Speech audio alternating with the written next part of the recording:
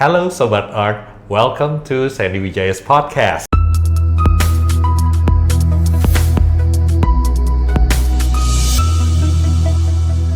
Today we are very happy to introduce you to my dear friend Dr. Wiyu Wahono. Thank you.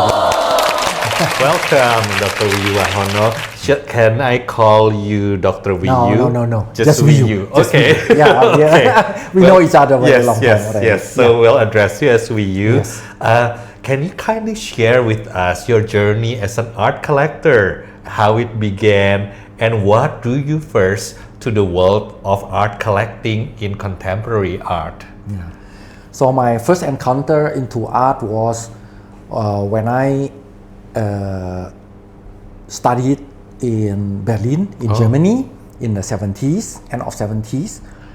And I was in the Bauhaus archive looking for information about an amazing architect, Mies van der Rohe. Oh. And during the regular visit in Bauhaus archive, I saw a painting by Laszlo Moholy-Nagy. And that was the first time that I fell in love in art. What was the object and what was the title? That was an abstract art. Abstract art by Laszlo Moholy-Nagy. And and later, so I regularly visited art exhibition when I was in Europe, and end of 90s, I moved back to Indonesia and started collecting art. I see. What was your first collection? Oh, my first collection was a sculpture by Teguh Oostenrijk and a painting by Teguh Oostenrijk. He was also a German graduate, right? He was also a German graduate. That's the reason, yeah. I see. Yes. Now, we have been in the art world for quite some time, and you have been seen with galleries, with collectors, with artists at art fairs, museums, and other occasions. How would you describe your role in the art world, both professionally and personally? Oh yeah. So I think, as you know, that I collect mostly media art, digital art, science and technology, DNA, sound art, and all that media artworks. And I think, and I have started collecting digital art 18 years ago. Oh, wow. When no one talked about digital art back then. What was it? That was digital moving image. Okay. Yeah. And over the times, I realized that I have become a kind of art collector who does conservation. Yeah. Interesting. I think, I think if I would not have bought or collected that artwork, probably the artwork has vanished today. Wow. Right? And and then I realized that it is very important to continue this role as a conservator in the field of media art. Yes. So that's why if I see a very good media art, so I always have the feeling that I have to buy, not only for my collection, but also to preserve. I see. That is, I think, something very important for me as an art collector. Yes. Yeah. To preserve. To preserve, yeah. Wow. Yeah, conservation. Yeah. Yes. So you're a living museum, Pak Wiyu. Not really. You preserved it. Yeah. So I think if I would collect a painting, that topics would never come. Yes. Right? Because a lot of people collect paintings. Yes. So this is very unique, and I also enjoy it very much. Yeah. Yes. What kind of media art is your favorite collection? No, at the moment, I'm very into AI art. I see. Yeah, How did you start like collecting media art? Like you collected painting from Teguh Ostendrik and Yeah. statue. Yeah. How was the shift to media Oh yeah, art? yeah. 5 years, about 5 years after I started collecting art, mainly painting and sculptures, and I started reading art theory books, and realized that in terms of medium, in early 60s, there were some young artists in the West who felt so annoyed that they had to create always painting and sculpture. I see. Yeah. So back then, people or artists were not Yes. accepted to create artworks beyond painting and sculpture. I So see. this issue is called medium specificity, and they rebelled Yes. and started producing. So I can mention the name. It's Robert Rauschenberg, Robert Rauschenberg, yes. Claes Oldenburg, Yes. and Edward Kinhalt, Yes. and friends, right? Yes. So they started to rebel, produce artwork which is not purely two-dimensional, but also not purely three-dimensional. The first artwork by Robert Rauschenberg is now in MoMA New York collection, which is a canvas with pillow and quill and painted on it, Wow. right? So that is a kind of, I would say, 2.5 dimension. Yes. Right, and then there is another painting also in MoMA New York collection, which is a canvas with a bird coming out, an eagle Wow. coming out from the canvas. So that was the start that people started to rebel and paved the way for the birth of contemporary art. Knowing that, I started to realize that, today artists do not, or artists have the freedom to create artwork with any medium, right? It can be sound, it can be light, it can be smell or scent, Yes. it can be digital, it can Yes. be whatever you want, right? Yes. Yes. And then I was thinking, like, if the artist is celebrating this freedom of choice, why collector still buy painting and sculptures? I see. Yes. So yes. and then I started to look beyond painting and sculpture, and then become a passion. Yeah. I see. Yeah. So with this new media art, what has been the most exciting technology shift that you are identifying happening in the art market right now? Contemporary art market. Yeah. Oh, this is very difficult because market is always behind the time. Yes. Yeah. When I first collected video art about 18 years ago, there were no video art in the commercial galleries. Basically, there was no market for No, it. there is no market for that. There were no video art in art fairs. No. Yeah. Yeah, and so forth.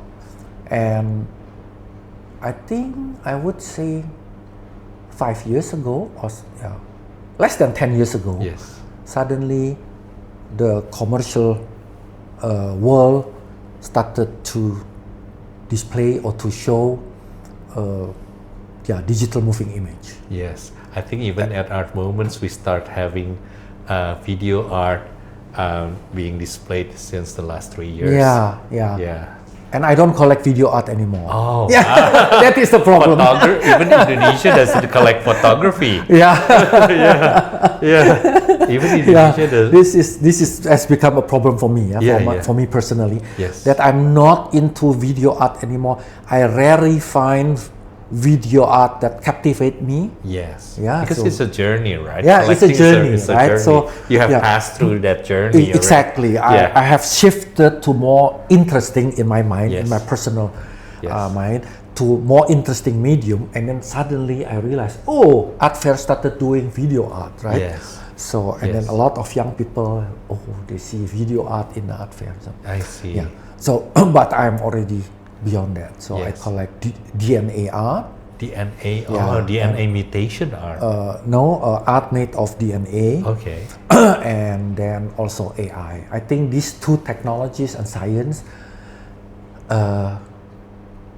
are the most significant or most relevant Yes. in our era. Yes. Why would you say so? So first, DNA.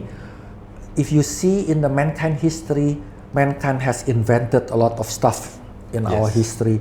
So when they have to carry a lot of burden, Yes. and then they create a cart, later a bicycle, and then motorcycle and Yes. car, and they are all tools for them Yes. to make their life easier. Yes. And later they find computer also to help them work to make it easy. So everything was a tool. Yes. It never changed the human as such. Yes. Yeah, and in the history, we know there was a huge project called Human Genome Project. It was a transnational cooperation worldwide, and after doing it for decades, so they have gapless mapped the human DNA. Oh. Yeah, that was about 3 years ago. Human Genome Project. 100%. Okay. So we could read our human DNA completely, Wonderful. but could not change. We knew that if someone has, let's say, Parkinson, then a certain element in the DNA DNA change. is broken or whatever, And then not replaced. normal, but we cannot edit, we cannot replace it. Only recently, through a technology called what is it? I don't remember. So, and then people could edit. It's called gene editing technology. Yes. Yes. Yeah, Wow. CRISPR-Cas9. Yeah, Wow. the technology called CRISPR-Cas9. With the CRISPR-Cas9, suddenly we have a tool to alter the mankind. Wonderful. Yeah, so we will have our idea of a designer baby. Designer Yeah, baby. So that means if someone is pregnant, Yes. and then you can go to a CRISPR-Cas9 lab, and then you get a menu like in a restaurant, and then you tick, I want my baby to have a yellow eyes color, Wow. and then blonde, Wow. dark skin, 3 meter high, Wow. right, and this and that, and then They would the embryo, alter the gene. they will be altered, and then the baby is born according to Wow. the designer, right? So this is something very, very, not scary, but something very new in the mankind history. Yes. Very significant, and I think very relevant, Yes. right?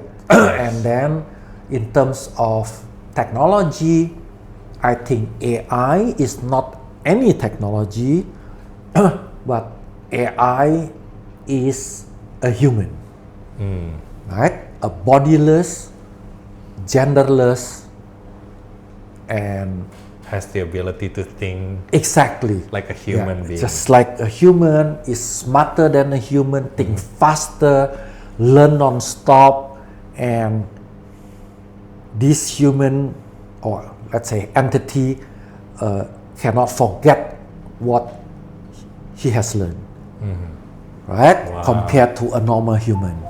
So I think this technology is beyond any technology, because if I talk with artists in the sector of technology art, they always, some of them, not all, so some of them tell me, Wiyu, ya kan, this is not something very new, very significant for our time. AI is just like in the past, the invention of photography, or the invention of, or the immersion of NFT, right, and so on. And after 2 years, 3 years, it will be back to painting. I said, this time is different. Yeah. Because you cannot compare AI with other technology. If AI has the ability to think and decide upon its own entity, who would in art, who would you say the authorship of the art itself? Yeah. Is it like it's like a total AI or a community, or just okay, I'm AI number 1, I'm AI number 16. Yeah. So I started collecting AI art about 5 years ago. Yes. So I'm very interested in a different topic of Yes. AI. One of the topic widely discussed is this topic of IP, Yes. right ownership. Yes. I think let's take as an example. Yeah, we Yes. know Picasso, right? Yes. Picasso is born out of the DNA from the mother and the father, Yes. and the father and the mother produce a baby called Picasso. Picasso. And this baby grew up in an environment that he learned to paint, and then he met someone inspiring, and then he met his art teacher probably, and then whatever he did, so it inspired him to become a painter. And then he became so famous in the world. And we never discussed that the father and the mother is actually the IP right owner, right? Yeah. Also That's with one our way to- Indonesian painter yeah. Avandi and Hendra Yeah. Gunawan, right? Yeah. But if it is an AI, then we talk about, the one who produced the AI or the software could be the IP right owner. Yeah. This is not, right? I mean, because the today AI, the coding changed over the time. Yep. Because the AI learn Yes. how to improve Yes. and evolve, Yes. right? So Yes. it is not the AI, it used to be produced by the coder, I see. right? So after they evolve over the time, and then this AI painter Yes. do something excellent, Yes. and then the coder cannot come and say, that belongs to me, right? I see. So for me, it's clear. Yes. The intellectual property belongs to AI. Yes. But when it comes to legal issue, the problem is the Berne Convention of 1886, which is then later taken over by the United Nations, give the IP right to human.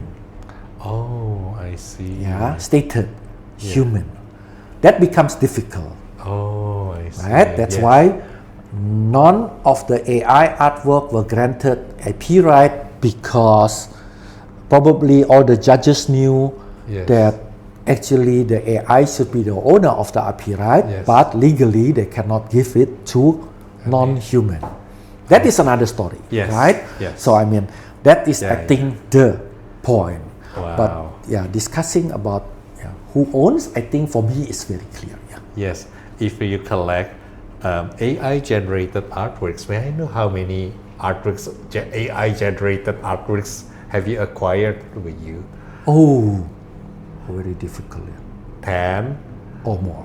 I mean, like if it's yeah, like 20 or so, like, is it all Under 50. Is it like written AI generated? So all the author is called AI as the artist. It depends, yeah. So we have to classify first. Yes. So the first generation of AI, Yes. I would say, was an image Yes. produced by AI text to image generator. Like back then it was Momo, Oh yeah. and then now is Midjourney, DALL-E, or recently launched Nano Banana, right? So you put a prompt, and then you can create an image. Yes. And this image is image, right? Yes. So this image is never an art. Yes. Right? So I always tell people to think, if you have a photography or your mobile phone and you take picture with this tool, which is your camera, the image is never an artwork. Yeah. And you also not a photographer, a photography artist, Yes. right? It's not. So if you use a tool, which is an AI generator, and you create an image, this image is image. Yeah, it's just It's image. not exactly Not photography Yeah. art. So that is not AI. This is Yeah. the biggest misunderstanding in the AI Yes. art Yes. world, Yes. right? People think like that images are the AI art. This is not. And so the first generation was this image is then altered using touch up Yes. with canvas, Yes. with the paintbrush, Yes. or very famous one is by Jason Allen, who Jason won Allen. an award in Colorado, which is an image produced by Midjourney, and then he altered the image, or he improved the image with Photoshop, and then the pixel is multiplied by a certain software, gigapixel, something like that, and then he won the competition. Yes, image is similar to the one created, but there is a human touch. The author is Jason Allen. Okay. Right? An Indonesian artist is Muhammad Akil. Muhammad Akil. So he produced an image using Midjourney with a prompt, and then he hand painted the same image. Is this the young artist in Jogja? Yeah, that's a young artist in Jogja. You're his first collection, right? Not really. Is he still a student? He is still a student. I just had dinner with him 2 weeks ago. Oh really? Oh, that's good. So yes, that's the same Muhammad Akil, right? Yes, I remember. Yeah. So practically you have two same images, one created by machine, Yes. by AI, and the Yes. other one created, hand painted, Okay. right? So I would say this is the type of AI artwork Okay. done by AI artists. I would Yes. say this is the most simple one. Yes. Yes.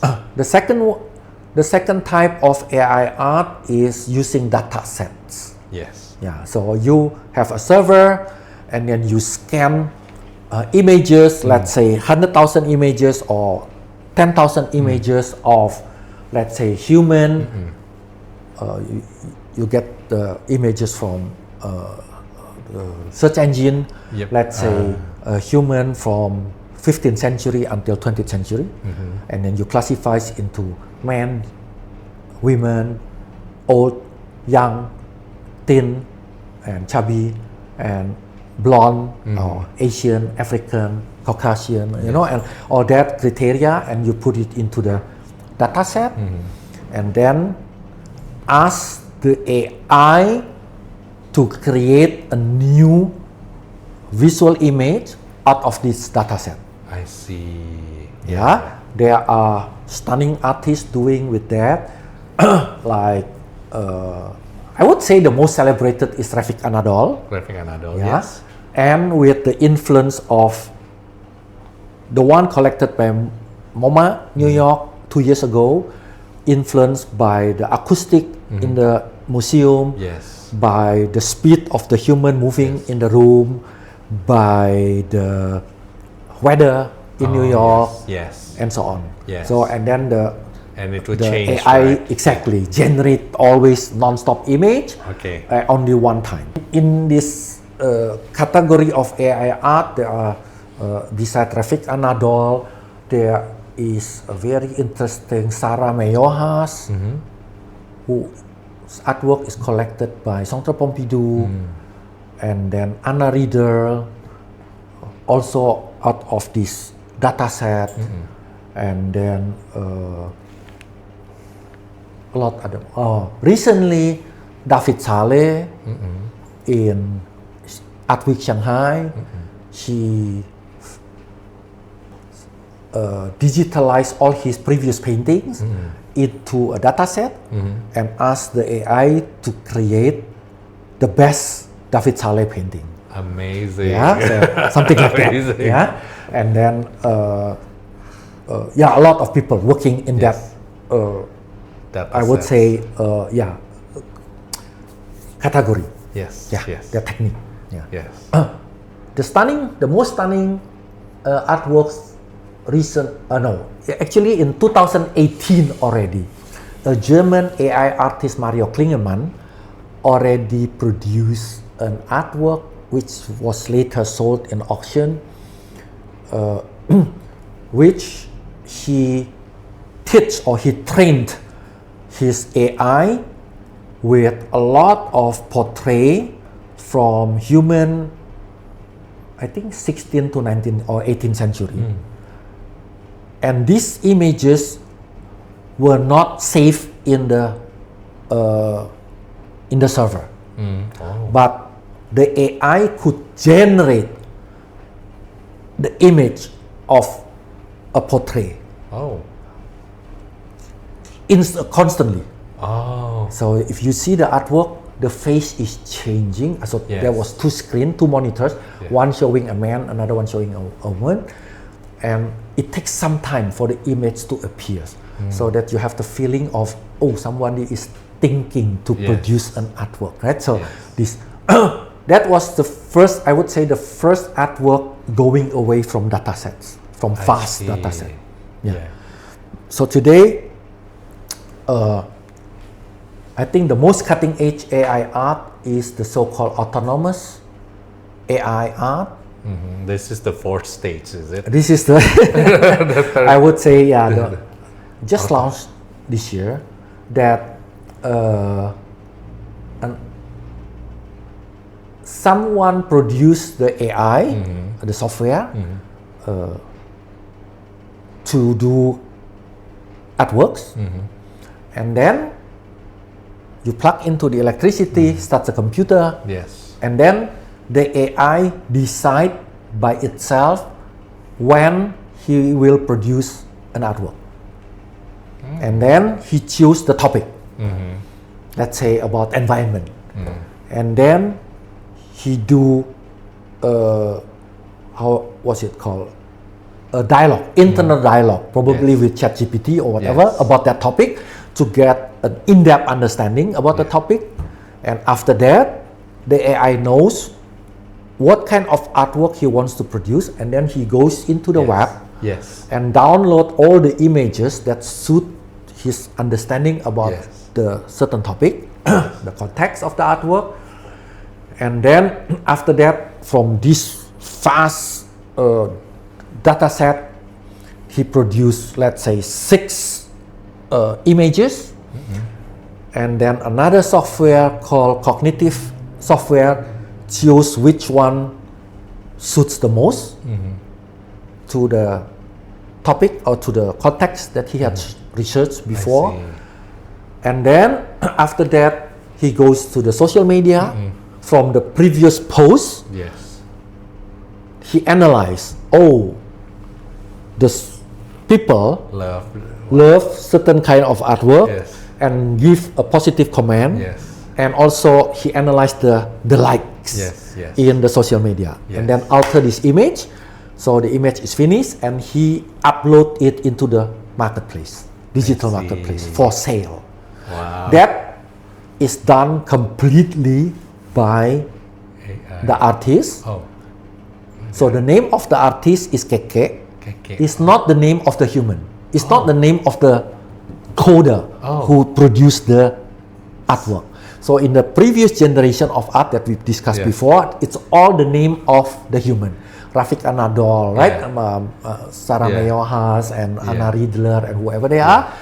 But this time, the name of the artist is Keke, which is the name of the AI. K-E-K-E? K-E-K-E. Keke. Right? And then another one quite similar is Boto. Is also an autonomous AI working slightly different. He engaged DAO, also the Taoism? no, DAO is the community. To give input which artwork they want and so on. And then also autonomous AI. So it's called Boto. DAO is like where all the stakeholders decide and vote what to do, exactly. Right? There is no hierarchy, there is no leader in the community. And then, so this is by Boto, but autonomous also. I don't need to describe in detail the difference between two of them. And then a stunning artist is Pierre Week. Pierre Week, a very small but very nice artwork is a mask. The mask listen to his environment, to people talking, and he listened, and then he analyzed the language from the human talking near to him, and then he save it in the computer, the phoneme, how it sounds, and then the syntax. And after a while, the mask start talking Oh. in his own language. Oh, he's absorbing. Oh. He's learning from whatever he heard and then start talking. Yes. That is also autonomous and amazing artist. see. Yeah. So I would say at the moment, Pierre Wig is one of the top Pierre Wig, yeah. in AI artists. With all these new challenges, new changes in AI, how would it challenge to human-made art? How would AI art challenge human-made art? Now we are given like more selection, right? And so many young people graduating from art schools. Yeah. What kind of role? So there are two groups. One group of I would say artists. They see AI as their competitor, and usually because of the fear, psychological fear and anxiety against this non-human artists, they deny the existence of AI. They reject the idea of AI with all that reason they know. And another one see AI as an active collaborator instead of using AI as a tool, because they realize that AI is so intelligent, much better than a human. It will be so stupid to use a PhD at home to wash your dish, right? Yes. So that's why they use AI as an active collaborator. I see. And to expand their horizon in Okay. producing artworks, right? So a lot of artists, one of the best in the world is Chung Suk Won. Yes. Chung Suk Won is exploring about the boundary between human and machine, AI. So in his artwork, in her artworks, the first dog is called Drawing Operation Units Generation 1. He was making a drawing, and the robot, AI robot, is following what he drew. Yeah. And after the robot is so good in mirroring or imitating the artist, the second generation is he upload all the images from her over the years, and then the AI analyze what kind of artist is Chung Suk Won, and knows, oh, she likes this color, she likes this gesture, movement, and whatever. Yes. And then the AI is able to create a painting in the characteristic of Chung Suk Won. This is what I collect. Yes. A painting by an industrial robot with AI brain, I see. but looks like a painting from Chung Suk Won.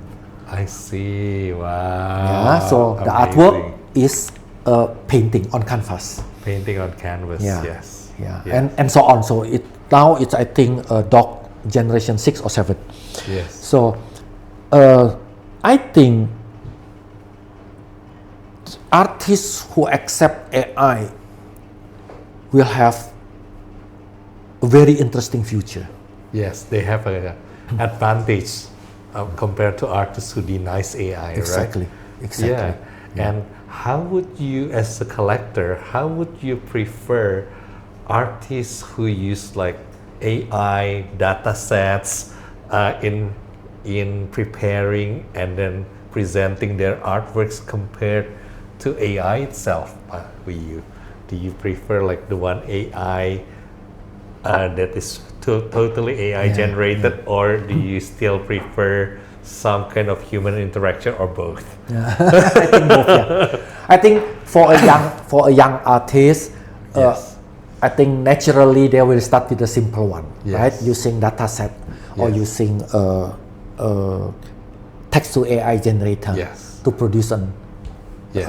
That should be the start. That's the Yes. reason why I collect Muhammad Akil, Yes, right? Just to yes. support her. And Yes. although I know it is actually Yes. a simple AI Yes. artwork, right? But over the time, he will evolve, Yes. right? He will learn more skill in AI. Yes. He will find fascination Yes. in AI art, and then I hope one day his artwork will become so interesting, like Chung Suk Won, Yes. like other international, very exciting AI artists.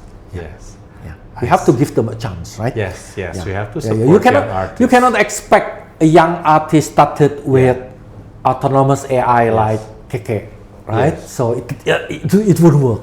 Yes. Yes. What kind of technology-based art that you think would stand the test of time? Oh yeah, that would be an artwork that represents the zeitgeist, The right? what, guys? The spirit of the time. Oh, the spirit. Yeah, the Oh, spirit. zeitgeist. Zeitgeist, Oh, exactly. And actually, no one knows Yes. which artwork will stand Yes. The test of the time. test of the time, I right? see. Because the zeitgeist cannot be read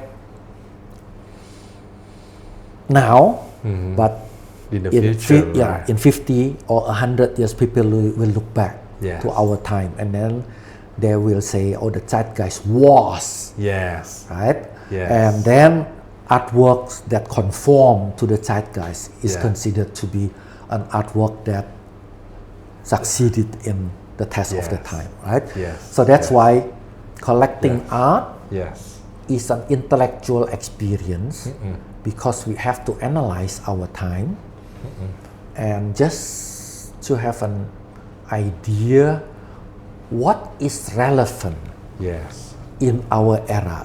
Yes. True. That probably in 50 years people will talk about, Yes. right? And then we collect that artwork. Yes. If you ask me, I will say the digitalization of our world will be remembered later, see. right? I would say urbanization. Yes. If you Yes. see the data from the United Nations in the 90s, there were only about 5 mega cities. So cities with more than 10 million population, today more than 50. That means worldwide, people are leaving the countryside and move to big cities. Yes. And in these big cities, they produce huge problem of transportation, education, sanitary, Yes. healthcare, Yes. and all that Yes. problem that we are facing now Yes. in the world, right? So I think urbanization Yes. could be remembered, Yes. yeah, as zeitgeist. Yes. And then DNA we talk about, Yes. and then AI, Yeah. right? I So see. if I'm wrong in my analysis, then my artwork is crap. right?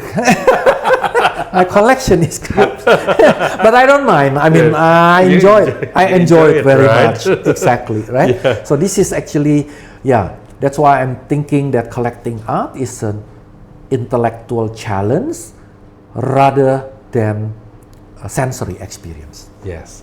And as we see that AI disrupt the art market, right?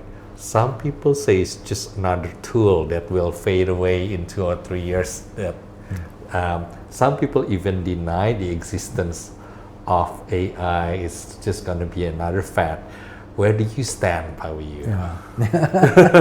As I mentioned before, I'm very sure that blockchain Yes. and AI technology is a technology that will be ubiquitous. Yes. Yeah, and it will not fade away in 5 years, 10 years. I don't think so. Yeah. So that's why I think AI and DNA technology and science will be, I'm quite sure, will be considered to be the zeitgeist. Yes. If we see many artists are influenced by other artists, amongst their generations. Do you see AI is being influenced by other AI works in creating their artworks? Yeah. Oh, that's interesting question. I think. And where does the issue of originality And creativity, right? and creativity? Yeah. It's a big topic in the AI discussion. I think so. Do you think AI I mean, actually learn yeah. from each other, right?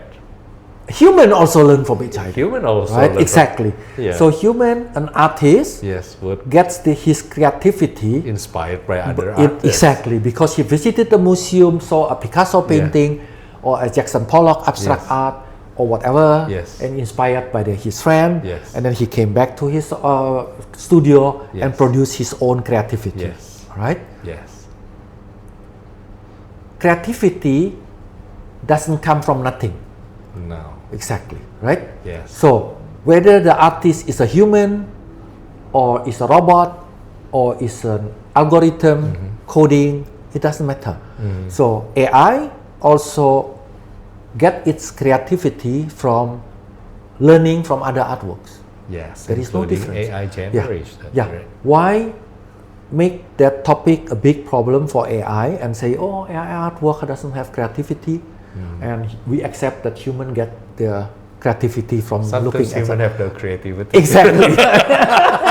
A lot of Human are people not think creativity comes from So often human are not what creative exactly, either. right? But it is not, right? Yeah. So its creativity comes from the previous Yes. experiences. We just have to Yeah. build up from the previous Exactly. findings or artworks. Yeah. But regarding the originality, I mean, originality is not a topic anymore Yes. since the dawn of modernism. Right? Yeah. So the 20th century art, the modernists have to be always original, Yes. and they have to be universal, right? Wow. So to be someone who invented something new, novelty and originality was very important.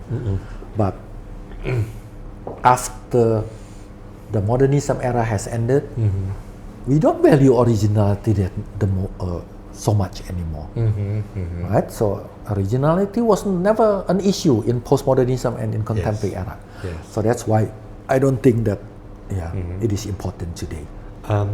I assume AI use algorithm to actually generate its Artwork. thinking capacity, artwork. So I'm thinking like there is like algorithm intention Yeah.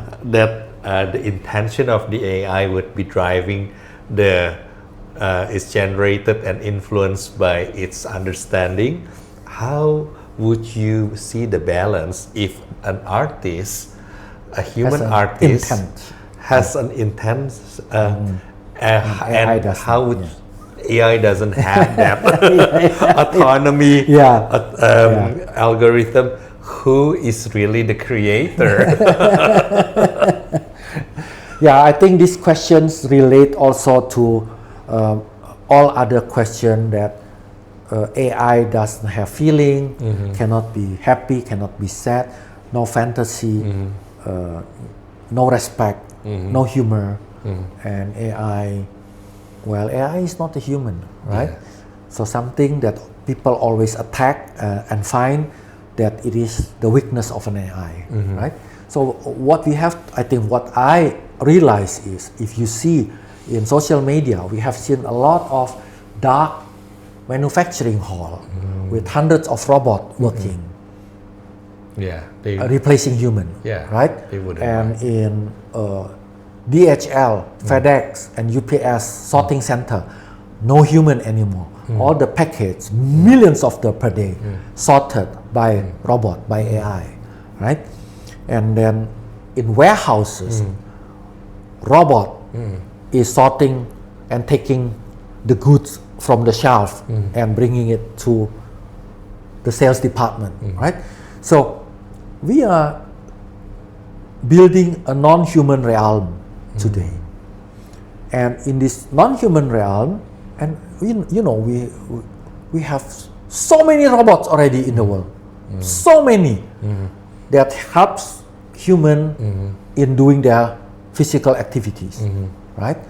And in this world of non-human, the robot with the AI brain start to produce artworks. And this robot or this entity is not human. And we have to accept that it is not an artwork produced by human.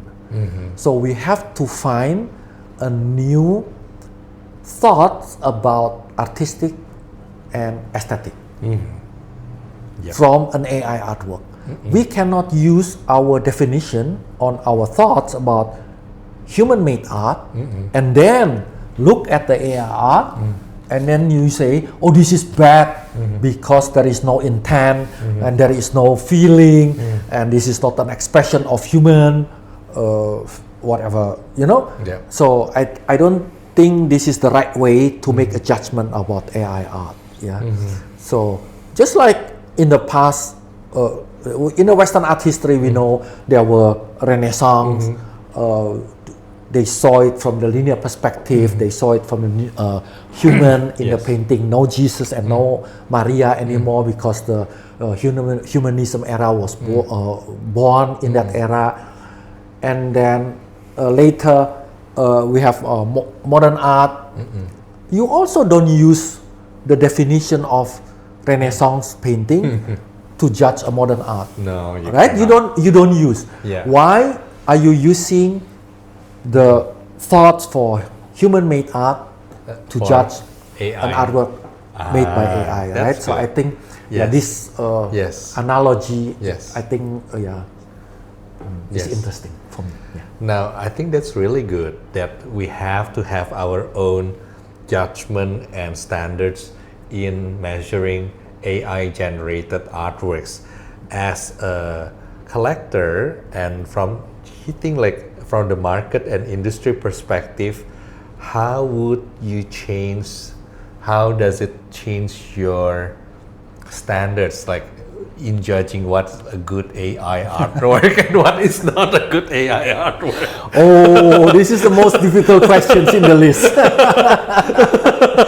As usual, when something emerges very new, there is no art theory yet, art theorists in all the university. The genius brain still observing, analyzing what is significant in this era, who has the most influence in the AI art world, right, or in the DNA art world. So as long as this art theorist hasn't published any book yet, a collector like me have really difficulty in choosing what artwork to collect.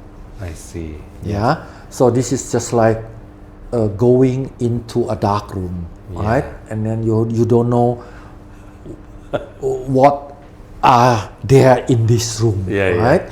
And then you know that the world, the AI art is evolving so fast that today we don't know who is doing what in this world, right?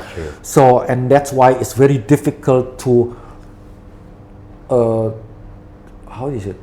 to find a way in this dark room and to find the right thing. But I always think that I have to read as much as possible by getting knowledge about AI art, not in coding. I'm not a coder. I don't understand how they produce, right? So that is something that I also don't I don't think that I need to understand. No, you don't need so I don't go into coding and then software engineering. So, but the other part, the AI art, I try to read as much as possible, and by reading, I get an understanding of the challenge of from the sociology perspective. That is also a very interesting question.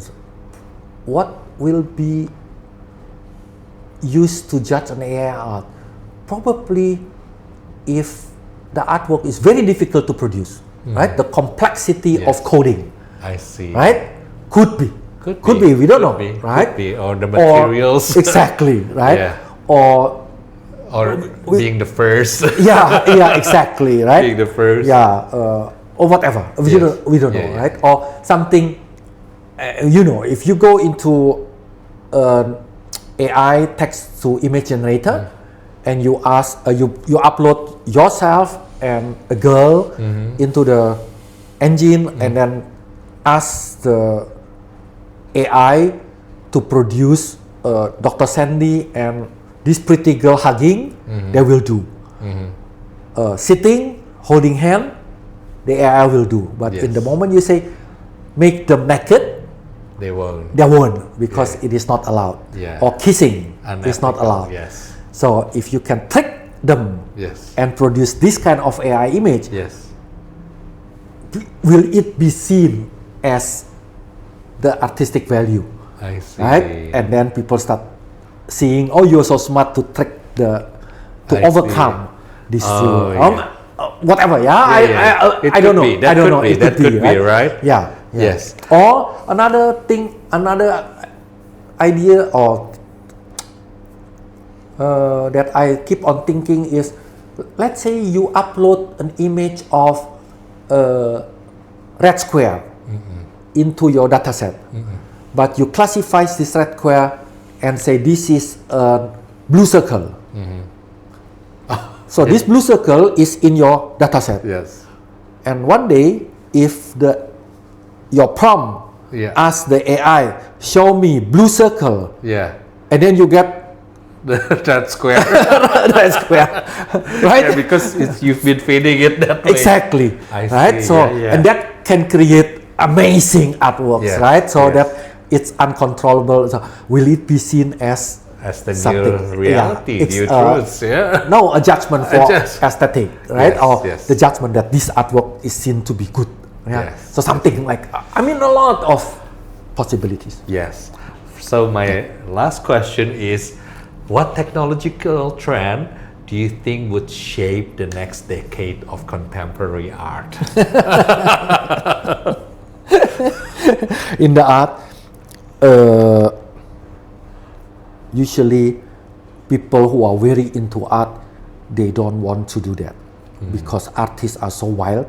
If you try to summarize contemporary art is like this, and then artists will be going out from this circle. Right? That is always the nature of artists. Right? Yes. So that's why it is not good to think of what will be next and then summarize it as Yes. So I think it's open-ended. You would be using the guidelines of the issues, topics like urbanization, digitalization. Based on that, so it depends on how they would create this technology and the various mediums and media and the context, right? I predict that in the near future, the context of oppressed society and including Western hegemony, which built the main current in contemporary art, will disappear or will lose their significance. Wow, that's a very big statement. Because I think the young generation, like my two children, they grew up in international school. They have their friends in the class, different colored skin, and the girls are not oppressed or were not oppressed. They have the same right. And some of them LGBT. And in the school they have 3 restrooms, boy, girl, and the non-conforming gender. And for them it's ubiquitous, it's very normal, nothing to discuss. That's their life. And you cannot expect from this generation of artists to create an artwork dealing with oppressed society. That's not their life. Right? And not about Western hegemony. Right? So that's why the new current in contemporary art deals probably with technology, with game. Games. I think game is very important. I just read a report that from this very young generation, they spend I think 25% of their free time in playing game, not in social media. I see. Yeah. Right? Yeah, And yeah. I think if you play every day game, Roblox and whatever visual Yep. images into your everyday life, your aesthetic feelings is different than the previous I generation. see. Yeah. That's why artwork with pixels are quite popular. Exactly. Yeah, That's yeah. also what I collect. Yeah. So I think because pixelated they, art. Yeah. that will shape how the artist visually looks like. Thank you so much, Pak Wiyu. Is Thank there you. anything you'd like to add or comment before No, we close the session? No, I think thank you very much for inviting me to speak. Thank you so much for sharing your wisdom. Thank you. Thank you. So, Sobat Art, that is the wisdom from Dr. Wiyu Wahono. We all learned so much about AI, artworks, and then the future of contemporary art.